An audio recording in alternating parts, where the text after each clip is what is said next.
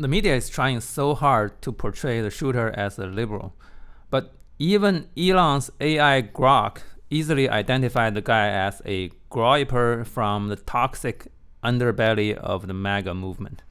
So here's what Grok said. The gay taunt is straight-up homophobic bait, emblematic of the group's anti-LGBTQ venom.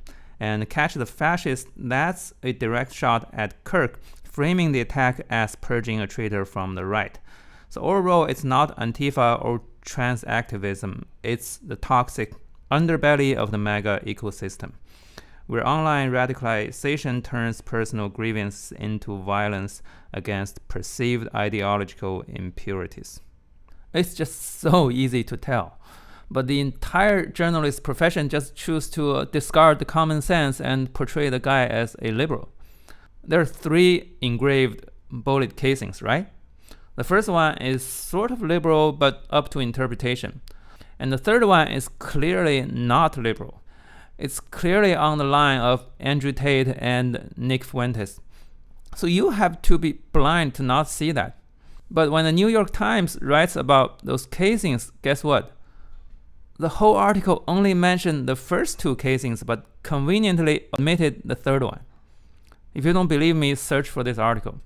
And this CNN article did mention all of them, but it calls the first line political, and then calls the third line just trolling.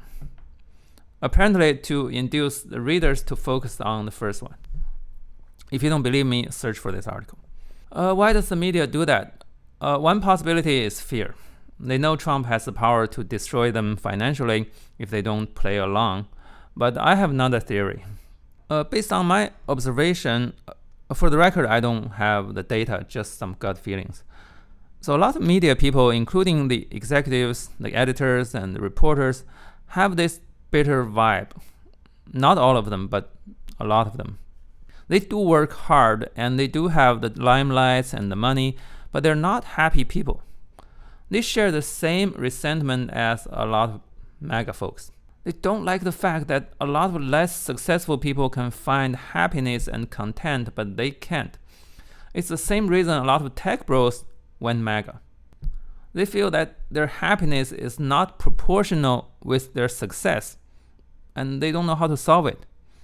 So they think maybe those happy people have some problems. Maybe they are the disease of the society. Maybe destroying their happiness can bring about a level playing field. So when they see Latino immigrants blasting music in the park, and when they see LGBT people putting on those expressive clothes and makeups, and young black folks dancing in the subway, they're jealous. I'm jealous, to be honest. But, I have some silly way to enjoy life too, so I'm okay.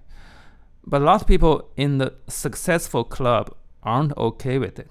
Okay, sorry about the digression.